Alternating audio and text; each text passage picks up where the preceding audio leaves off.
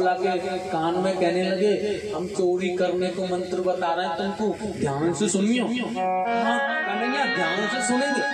बड़ा प्यार से कहने लगे सुनो, कफल्लम कफल्लम कफल्लम कफल्लम कफल्लम। मनसुखा कहने लगा हट, ये कफल्लम कफल्लम क्या मंत्र होता है? भगवान ने कहा गुरु जी के मंत्र पर शंका करता, वही तो ठीक नहीं है। जो गुरुदेव के मंत्र पर बताए हुए पर शंका कर दे उसे 84 में भुगतना पड़ता है।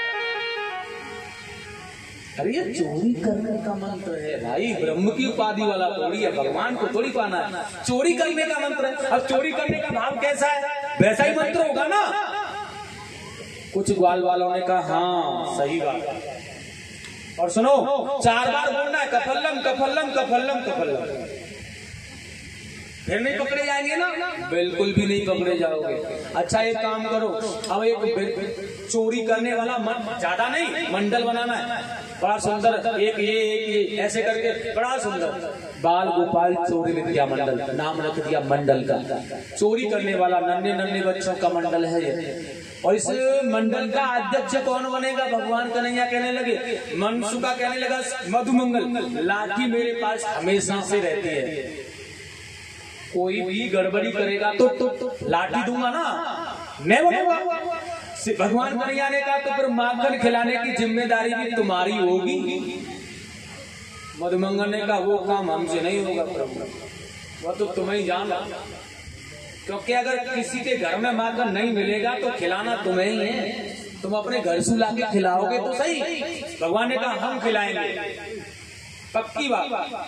तो अध्यक्ष है बाल गोपाल चोर विद्या मंडल का 3.5 वर्षीय उम्र के कृष्णचंद्र जी महाराज। अब हाथ जोड़ के सखा कह रहे हैं हम क्या करें, आदेश करो हमारे ताई।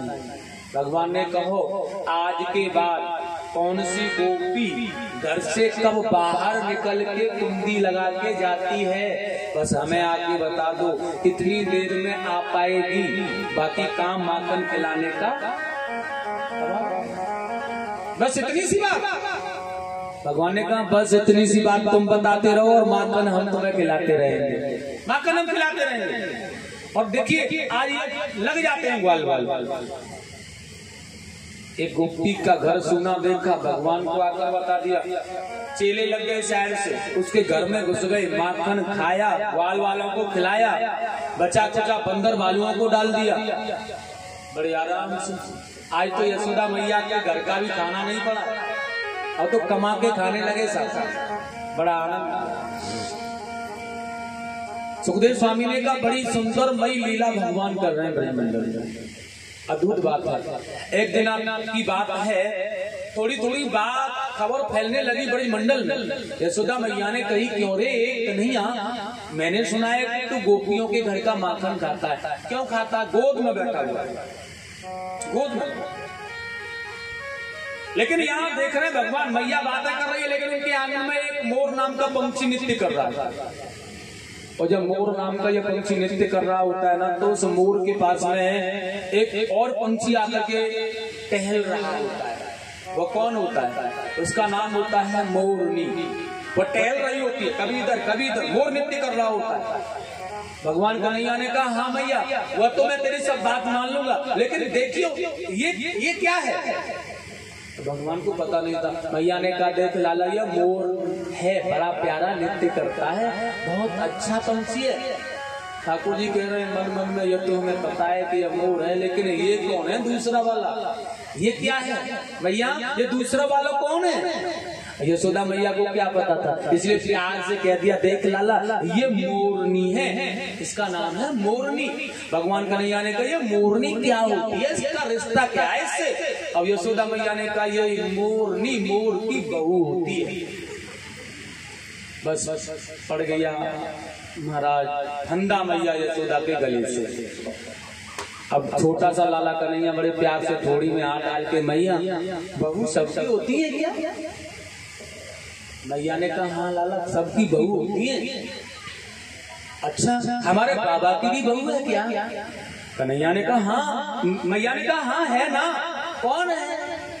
यशोदा मैया ने कहा तेरे बाबा की बहू हम है ना, और देखो गोपिया उसकी बहू वो, उसकी बहू वो, उसकी बहू वो। भगवान ने कहा तो फिर हमारी बहू कहाँ है? हमारी बहू कहाँ है? सबकी है तो फिर हमारी कहाँ है? मैया यशोदा ने कहा तू अभी छोटा सा है, बड़ा हो जाएगा ना तो मैं तेरा विवाह करा दूंगी और तेरी बहू ले आऊंगी तेरे लिए। नहीं। और देखिए देख लाला तू बिल्कुल नाराज तो हो मत, मैंने ना ब्रजवान महाराज की लाडली सी गोरी सी दुल्हन तेरे लिए ढूंढ रखी है, उसका नाम है राधा। अब भगवान ने जैसे सुना पहली बार राधा, अब तो हृदय रोमांचमय हो गया है अनुपम, क्योंकि कृष्ण ही राधा और राधा ही तो कृष्ण है। बड़ा अद्भुत भाव। अब तो राधा की स्मृति में भगवान सुध-बुध भूल गए, कहने लगे मैया मैं तो ब्याह करूंगा, अभी मेरा तो ब्याह करा दे, अभी बार बार प्रयास कर, बार बार प्रयास, मेरा ब्याह करा दो। लेकिन यशोदा मैया ने कहा लाला तू छोटा है अभी, देख भगवान कहने लगे देख मैया ये मैं सच बता रहा हूँ, मैं देखता हूँ सभी की बहुएं हैं, मेरी मैया अकेली अकेली काम करे और सबन की बहू काम करे, मुझसे अपनी मैया को काम करते हुए और देखो ना जावे। तासु सही बात बता रहा हूँ, तू मेरा ब्याह करा दे, तासु तो को बहू मिल जाएगी काम करने वाली। बड़ा सुंदर भाव कह रहे हैं भगवान, बड़े सुंदर भाव में कह रहे हैं। राधिका गोरी से बिरज की छोरी से मैया कराए दे मेरो ब्याह। राधिका गोरी से बिरज की छोरी से मैया कराए दे मेरो ब्याह। अरे ये बंधन है प्यार का, राधिका गोरी से बिरज की छोरी से मैया कराए दे मेरो ब्याह। राधिका गोरी से बिरज की छोरी से मैया कराए दे मेरो ब्याह।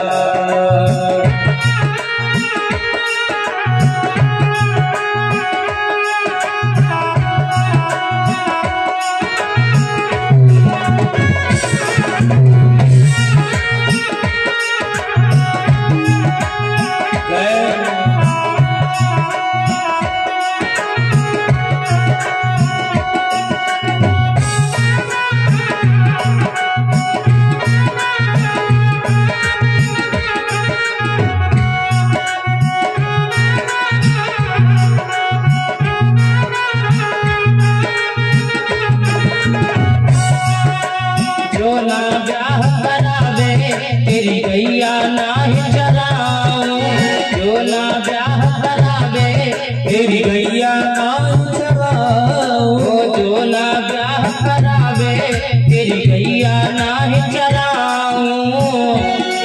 अरे जो ना ब्याह करावे तेरी गैया नाही चराओ। आज के बाद मेरी गैया तेरी पहली पे ना आओ, आज के बाद मेरी गैया पहली पे हो, आज के बाद मेरी मैया तेरी पहली पे ना आओ। आज के बाद मेरी मैया तेरी पहली पर ना आओ। आएगा दे मजा, आएगा दे मजा, जी का राधिका गोरी से बिरज की चोरी से मैया कराए दे मेरो ब्याह।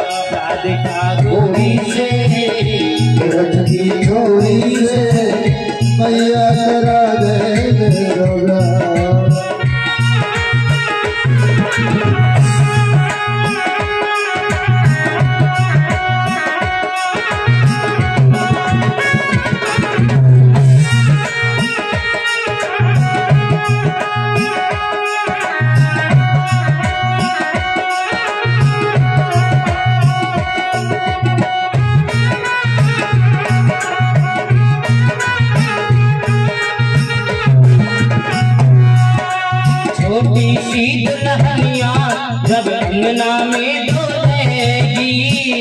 छोटी सी दुल्हनिया जब अंगना में डोलेगी, छोटी सी दुल्हनिया जब अंगना में डोलेगी, छोटी सी दुल्हनिया जब अंगना में डोलेगी, तेरे सामने मैया वो घूंघट ना खोलेगी, तेरे सामने मैया वो घूंघट ना खोलेगी, वो तेरे सामने मैया वो घूंघट ना खोलेगी, तेरे सामने मैया वो घूंघट ना खोलेगी। हो जाऊ से जात हो, जाऊ से जात हो,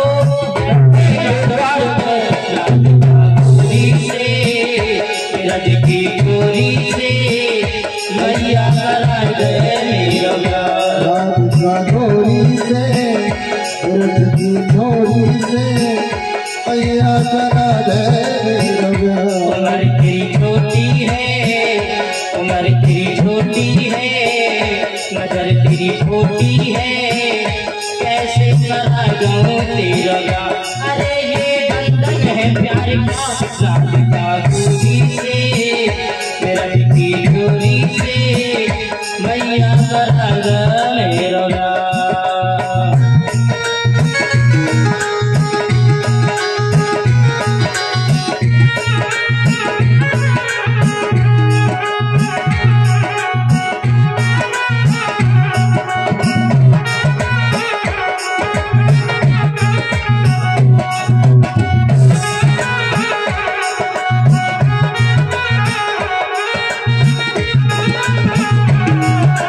चंदन की चौकी पे मैया तुझको बैठाऊं, चंदन की चौकी पे मैया तुझको बैठाऊं, वो चंदन की चौकी पे मैया तुझको बैठाऊं, चंदन की चौकी पे मैया तुझको बैठाऊं, अपनी प्यारी राधा से मैं चरण तेरे दबाऊं, अपनी प्यारी राधा से मैं चरण तेरे दबाऊं, अपनी प्यारी राधा से मैं चरण तेरे दबाऊं, अपनी प्यारी राधा से मैं चरण तेरे दबाऊं, भोजन में बनवाऊं छप्पन प्रकार के राधिका गोरी से, रज की गोरी से मैया करा दे मेरा प्यार। राधिका डोरी से रथ की डोरी से मैया करा दे मेरा प्यार। उम्र तेरी छोटी है, उम्र तेरी छोटी है, नजर तेरी छोटी है, कैसे कराऊं तेरा प्यार। अरे ये बंधन है प्यार का, राधिका गोरी से रज की गोरी से मैया करा दे मेरा प्यार। राधिका डोरी से रथ की डोरी से मैया करा दे मेरा प्यार। राधिका गोरी से रज की चोरी से मैया करा दे मेरा प्यार, मैया करा दे मेरा प्यार। मैया करा दे मेरा प्यार,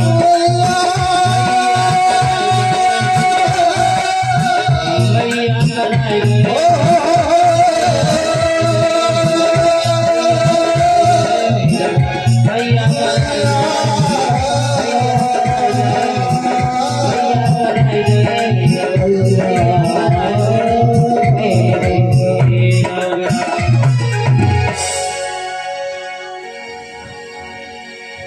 बोलिए भारत वृंदावन बिहारी लाल संत भगवान। भगवान की कथा है, कुछ दाने दाताओं के नाम है। 101 रुपये टिंकू सनोप ओम प्रकाश 1 परात चावल। 101 रुपये विनोद कुमार सनोप जानकी के साथ 1 परात गए हैं। 501 रुपये राजू सनोप हरप्रसाद 1 परात गेहूं 21 रुपए चंद्रपाल सन ऑफ तेज सिंह 1 परात गेहूं, 40 किलो गेहूं दिनेश शर्मा प्रधान जी। 200 रुपए शंकरलाल सन ऑफ बाबूलाल, 101 रुपए ओमवीर सिंह सन ऑफ हरिप्रसाद 1 परात गेहूं, 500 रुपए ताराचंद ट्रैक्टर वाले 1 परात गेहूं। 1 परात गेहूं का मतलब समझ में नहीं आ रहा है। अच्छा 1 परात गेहूं में कितने आता है मेरी समझ में, ये तो लिखना था। अच्छा सबको अलग निरंजन है। चलो 500 रुपए ट्रैक्टर वाले 1 परात गेहूं, ताराचंद जी ये भूल गया था। 21 रुपए 1 परात गेहूं गुप्तदान, 201 रुपए सुखाराम सन ऑफ नाहर सिंह और 2100 रुपए 1 कट्टा गेहूं गुप्तदान, 10 रुपए ब्याजी के लिए। 200 रुपए जोगिंदर सिंह 1 परात गेहूं, 50 रुपए ब्याजी के लिए और 101 रुपए मधुकर, वाह मधुकर क्या बात है, 25 किलो गेहूं और 100 रुपए ओम प्रकाश सन ऑफ खेमकरंजी, 111 रुपए विपिन शर्मा LIC एजेंट सहारा और 221 रुपए अरविंद सन ऑफ सोरन। आगे कुछ कट सारा बताने के और 511 रुपए राकेश कीर्तन मंडल वाले, 1 धोती 1 परात चावल और 100 रुपए पुनीत चौधरी मोहरैनी वाले जी, धन्यवाद। और 10 रुपए रमेश सन ऑफ गोपीराम जी 1 परात गेहूं, 151 रुपए काकी दुकान वाली 1 परात गेहूं, 501 रुपए भगवान दास और भिक्की राम जी 51 रुपए ब्याजी के लिए, 111 रुपए श्री राधेश्याम ताऊ जी झांसी नगला, 1100 रुपए ठाकुर ओमवीर सिंह व रामवीर सिंह डीलर 1 कट्टा गेहूं, 100 रुपए 15 किलो गेहूं गुप्तदान, 101 रुपए बच्चू शर्मा दूध वाले अगोहरना, 101 रुपए गुप्तदान, 100 रुपए ओम प्रकाश अनोप नारायण सिंह 1 परात चावल, 50 रुपए मोर मुकट 1 परात गेहूं, 101 रुपए रघुनंदन सिंह 101 ब्याजी के लिए और अलग से, 101 रुपए करुआ सनो बाबूलाल 1 परात गेहूं, 200 रुपए चरण सिंह बघेल 1 परात गेहूं, 21 रुपए रिंकू सनोप गंभीर सिंह 1 साड़ी, 50 रुपए 1 परात गेहूं चावल गुप्तदान, 100 रुपए 1 परात चावल गुप्तदान। बहुत बहुत धन्यवाद इन दानदाताओं के लिए, अति उत्तम, बहुत बहुत धन्यवाद। सद्भावनाएं बनी रहे, ठाकुर जी की कृपा।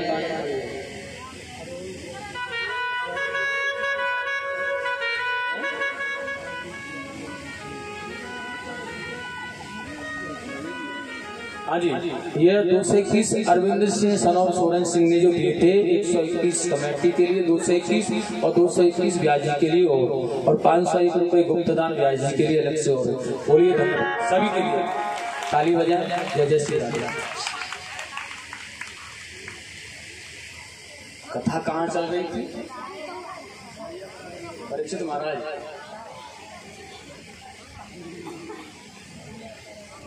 ज्यादा थोड़ा दान ज्यादा भूल गया है, इसलिए मुझे मैं कथा ही भूल गया। खुशी जाना मुंह पड़ी ना, इतने शायद नाम अभी तक बोले नहीं थे ना, 2 महीने का, कैसी समस्या है। दानी दाता पीछे क्यों हट रहे हैं पता नहीं। भगवान की कथा में तो दानी दाताओं को पीछे नहीं हटना चाहिए, क्योंकि दान करने से कभी धन नहीं घटता है। तो धन का, दान का धन आनंद में।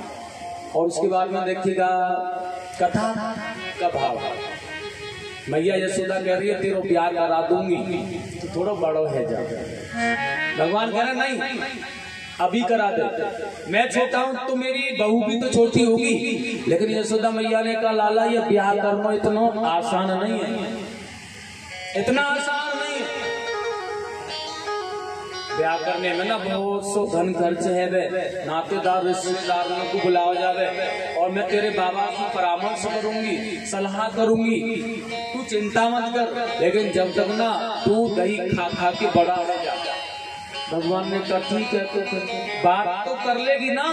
यशोदा रानी ने कहा हाँ कर लूंगी कृष्ण, कर लूंगी कन्हैया, मेरे लाला मेरे दुलारे कर लूंगी, मैं कह रही हूँ ना। भगवान देख रहे हैं मैं दुनिया को चलाता हूँ, मैया मुझे चला रहे, मैं दुनिया को चला रहा। अद्भुत भावना है। एक दिन तो भगवान ने अपने ही घर में माखन चुरा लिया। माखन लेकर के दोनों हाथों में लौंडा खम्भ के पीछे जाके खाने लगे। जब खम्भ के पीछे माखन चुरा करके स्वयं खा रहे थे ना भगवान, सुखदेव जी कह रहे हैं राजा परीक्षित देखे इनकी लीला। उस खम्भ में भगवान को अपना ही स्वरूप दिखने लगा। अब वह भी माखन खा रहा है तो वो भी माखन खा रहा है। भगवान ने इशारा किया मेरी मैया का माखन है, तू क्यों खा रहा है? धमकी देने लगे। लेकिन वह भी धमकी देने लगा। वह क्या किसी से कम है? वो भी धमकी देने लगा। एकदम से रोते रोते मैया के पास, आंखों में माखन लग रहा, दोनों हाथों में माखन था ना, सारा मुंह माखन से हो गया। रोते रोते मैया के पास में आए, पल्लू पकड़ के खींचने लगे। मैया, यशोदा रानी ने कहा किसने पीटा है, किसने मारा तुझे? देख मैया तेरे घर में ना एक चोर रोज आया है और वो मुझे धमका रहा है। मैया ने कहा मेरे घर में? हाँ मैया सच कह रहा हूँ, तेरे घर में चोर घुसाया है। और मैया यशोदा ने देखा मेरे घर में इससे बड़ा चोर तो और कोई नहीं हो सकता। कहाँ पर है लेकिन बताइयो तो नहीं है। अब हाथ पकड़ के लेके आए, स्वयं दोनों हाथों में माखन, मुंह से माखन चिपका हुआ है। खम्भ के पास आकर के अपने ही प्रतिबिंब से कह रहे हैं देख देख मैया यहाँ में अंदर बैठो, मैं अगर हाथ उठाऊं ना अब प्रतिबिंब क्या करता है, तुम जैसा करोगे वैसा ही वो कर देगा, उसका क्या जा रहा है। यशोदा रानी देख रही है, साड़ी का पल्लू मुंह पर लगाया और मन ही मन मुस्कुरा रही है, देख इस नटखट के लीला। अद्भुत। भगवान ने बड़ा सुंदर गोपी ग्वाल वालों के यहाँ जाकर माखन को चुराना जब प्रारंभ किया है ना, सच में बात यह है महाराज, गोपियां के घर का माखन भगवान चुराते नहीं, गोपियां खुद चाहती हैं कि यह हमारे घर आए। एक दिन तो एक गोपी ने जाला दिया, आओ को नहीं पहुंच गए, लेकिन जल्दी बता दो ग्वाल वालों को माखन खिलाना है, मुझे जाना है। गोपी ने कहा तुम्हारे ग्वाल वालों के माखन का प्रबंध अगर यही हो जाए तो कैसा रहेगा? कन्हैया ने कहा फिर तो चोरी नहीं करनी पड़ेगी, अच्छी बात है। तो लेकिन एक काम करना पड़ेगा, तुम्हें क्या करना है? देखो कन्हैया, हम तो साची साची बात बता रहे हैं, हमारे घर पर कोई है नहीं इस समय, और सुनो हमारी सास घर पर है, खरक में कोई नहीं है, गोबर बहुत ज्यादा पड़ा है, अब उठवाने वाला कोई मिल नहीं रहा। अगर तुम गोबर की हेल उठवा दो तो एक गोबर की हेल उठवाने पर एक माखन का लौंडा तुम्हें देंगी। जितनी गोबर की हेल उठवा दोगे उतने माखन की लौंडा हम दे देंगे तुम्हें, आराम से काम चल जाएगा ना। कन्हैया ने देखा गोबर बहुत ज्यादा पड़ा है, भगवान ने देख लिया काम चल जाएगा, आज चोरी नहीं करनी पड़ेगी, ग्वाल वालों को ताजी ताजी माखन खिलाऊंगा जाकर के। उठवाने लगे। लेकिन एक बात बता गोपी, गिनती कैसे होगी कि कितनी हेलें उठवा देंगे? गोपी ने समझा के कहा कन्हैया देखो हम है ना, एक हेल उठाकर ले जाएंगे ना तो एक गोबर का टीका तुम्हारे गाल पर लगा दिया करेंगे, फिर हमारा तो विश्वास ही मत करो, आप अपने आप ही जाकर ना दर्पण में देख लेना, गिन लेना, जितनी हमें आप बता दोगे उतनी हम तुम्हें। कन्हैया जी ने कहा बात तो सही है, कुछ गड़बड़ी ही नहीं। गोबर की हेलें उठवा रहे हैं, उठवाते पसीना पसीना हो गए। भगवान को बड़ी मेहनत करनी पड़ रही है, और वो तो छोटे से है ना, गोपी बड़ी तगड़ी हेल ले जाती है, उठवा करके गोपियां गाल पर टीका लगाती जाती है, सारे ही मुंह पर गोबर के निशान लगाती है। अंतिम लेकर के जा रही है ये हेल गोबर की। अब अंतिम हेल जैसे उठवा दी ना, गोबर लिया, कोई भी जगह माथे पर, मुंह पर, अब भगवान के मुख पर कोई भी जगह लगाने के लिए नहीं रहा। अब गोपी ने क्या किया, वो पूरा गोबर लिया, मुंह से ऐसे करके लसक दिया, पूरा ही साफ कर दिया। अब कन्हैया के पास आई, कहने लगी सुनो अब जाकर दर्पण में देख लो कितनी हेलें उठवा दी हैं, हिसाब किताब कर लेते हैं। भगवान ने कहा हाँ गोपी बहुत देर हो गई, मेरे ग्वाल वाले इंतजार कर रहे होंगे, हाँ हिसाब किताब करो। अब देखा दर्पण में जाकर तो कोई भी लकीर नहीं, साफ चौतरा बांध दिया। भगवान कन्हैया ने कहा गोपी ये क्या हुआ, ये क्या कर दिया है? गोपी ने कहा कोई बात नहीं है, हमने गिन लिया था, जा रही है लेकर आएंगे। अपने घर गई भागी, वहां पर बैठे हैं नंदराय के लाला, लेकिन लौट करके आ गई। रीते हाथ भगवान ने कहा माखन। गोपी ने नीचे नजर झुका ली, मटकी तो साथ लाई है लेकिन माखन ने। भगवान ने कहा माखन के लौंडे।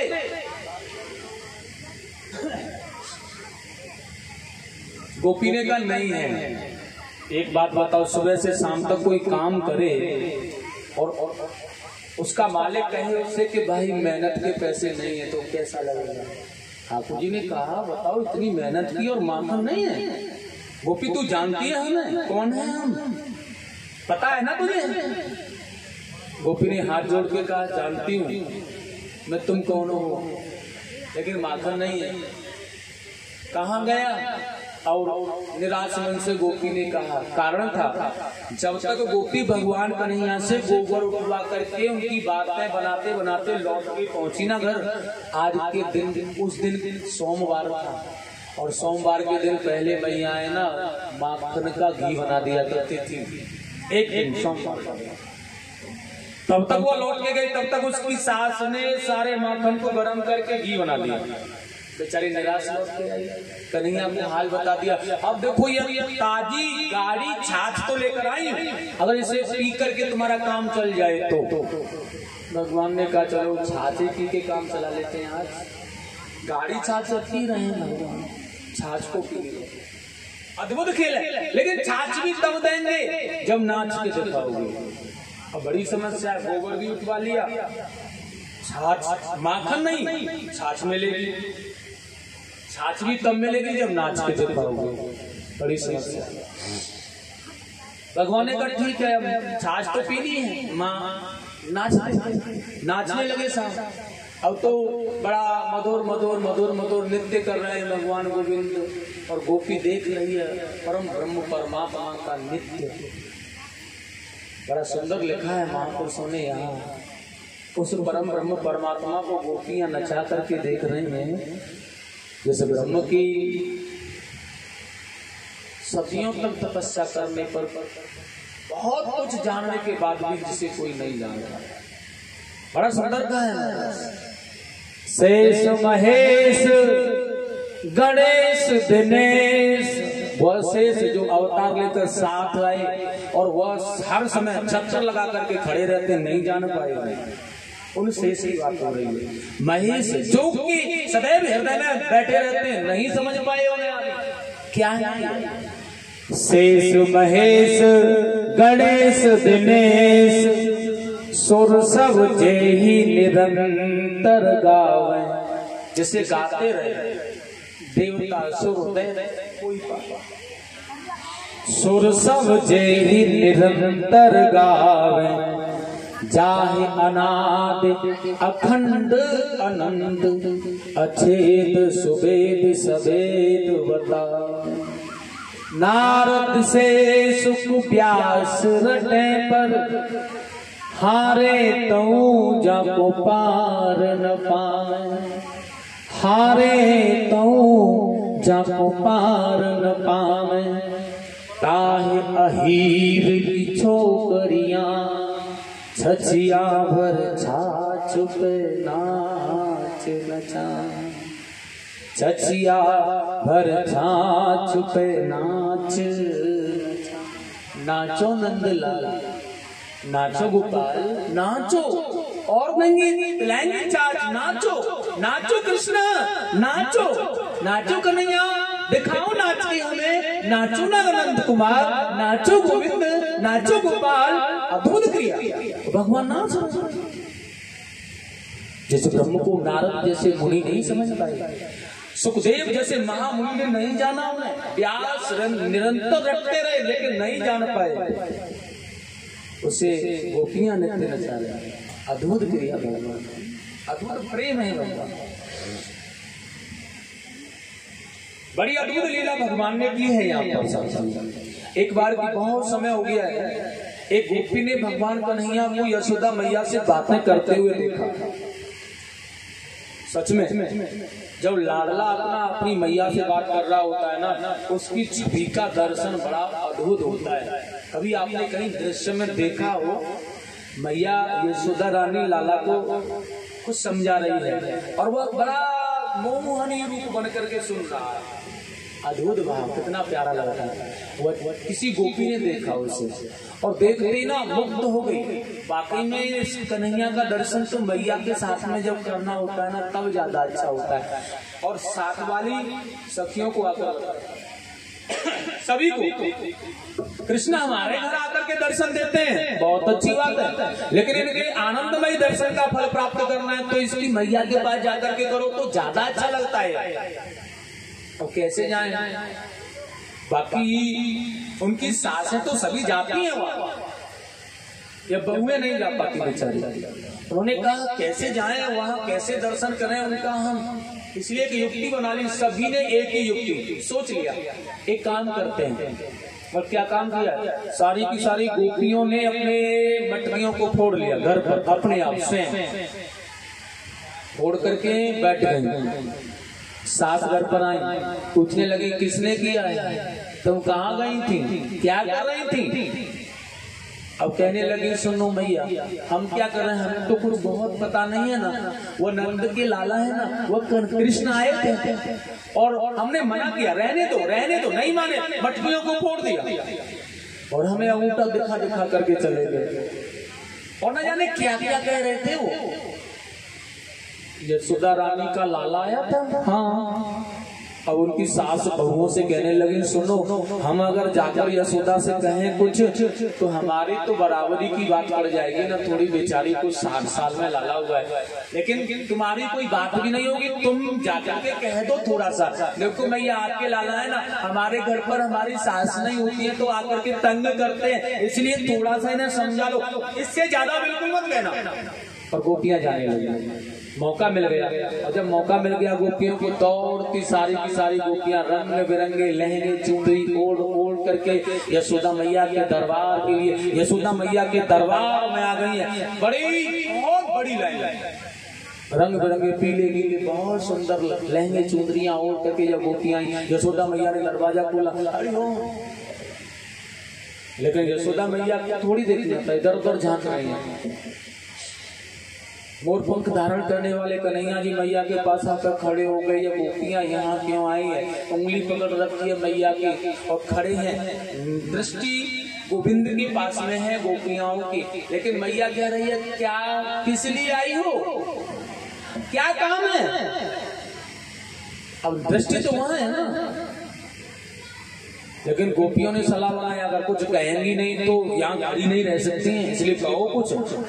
इसलिए कन्हैया के विषय में कहना प्रारंभ किया गोपियों ने। एक गोपी कहने लगी मैया आपके ये कन्हैया है ना, हाँ तो बहुत नटखट है, लेकिन दृष्टि वही है, बहुत नटखट है।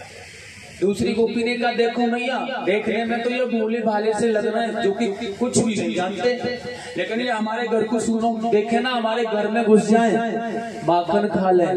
तीसरी गोपी ने कहा मैया माखन खा के कछु ना है, माखन तो इन्हीं के लिए है, ये किसी और के लाला थोड़ी है, लेकिन माखन को तो माखन खा जाने, उसके बाद ना अपने चेलन को साथ में लेके आवे, बच्चे कुत्ते को बंदर भालुओं को खिलावे, उसके बाद जो बच जाए मलमूत्र वहीं करा देते मंदिरों से। एक गोपी कहने लगी मैया इतना भी तो मैं सहन कर लेती हूँ, लेकिन फिर भी किसी दिन मेरे घर पर अगर कुछ भी ना मिले तो मेरे बच्चों को नोच नोच के भाग आते हैं, बताओ। मैया यशोदा ने कहा बहन हो, अकेला लाला है मेरा, मेरे घर माखन की कोई कमी तो है नहीं, लेकिन फिर भी नहीं मानता है, तुम्हारे घर का माखन अच्छा लगता है। अरे राजस्व देती हो करो ना, फिर क्या चोरी करेगा? एक गोपी ने कहा सुनो ज्यादा चालाक तुम बनो मत, राजी की बात तो यह है, एक दिन तुम्हारे कन्हैया हमारे घर पर गए ना तो हमने चौकी डाल दी इनके लिए, चौकी डाल के आसन बिछा दिया, पीताम्बर बिठा दिया चौकी पर। बिठाने के बाद हमने कहा माखन खाओगे? हाँ खाएंगे। बड़ी सुंदर सी माखन की मटकी लाकर इनके सामने रख दी और ताजा माखन था मैया, एक उंगली डाल के मुंह में खाया और मुंह टेढ़ा करके बैठ गए। मैंने कहा बात हुई? हमसे कहने लगे हमें यहाँ में आनंद ना आ रहा। कौन से में आनंद आवे? कहने लगे हमें चोरी करने में ही आनंद आवे। बताओ मैया यशोदा कहने लगी तो एक काम किया करो, आप माखन को अंधेरे में रखा करो। मैया यशोदा से गोपी ने कहा, दी मैया बड़ी भोली हैं आप, जिसे पद्म राग की मड़ियों की मालाएं पहना रखी हैं, जिनके खड़ुओं में पद्म राग के मोती लगे हैं, उनके पास कहाँ अंधेरा हो सकता है। ये ऐसे ऐसे करके अपने खड़ुए को घुमाता है, मैया माखन की मटकी दिख जाती है, निकल जाता। यशोदा रानी ने कहा तो एक काम करो, थोड़ा ऊंचे जीके पर माखन रखो। देखो भैया, हम जीके पर माखन गुस्से में कभी कभी रखते हैं ना, तो यह अपने ग्वाल वालन को साथ में लेकर के आते हैं, और ग्वालों के ऊपर ग्वाल, ग्वालों के ऊपर ग्वाल, ग्वालों के ऊपर ग्वाल, ग्वालों के ऊपर ग्वाल, और वहां के ऊपर नंद का बंसी से छेद करता मुंह लगा के। मैया यशोदा ने कहा तो एक काम करो, और ऊपर टांगो, देखो मैं भी कहां तक खाएगा।